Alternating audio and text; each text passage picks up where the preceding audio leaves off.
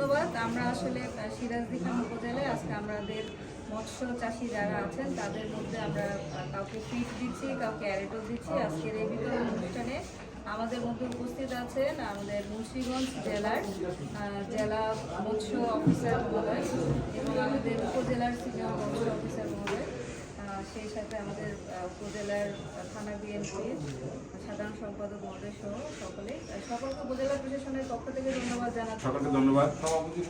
উপস্থিতি আসসালামু আলাইকুম। আমাদের একটা নতুন প্রকল্প, এটা ইউনিয়ন পর্যায়ে মৎস্য চাষ সেটা তৃতীয় পর্যায়ে থাকতেছে।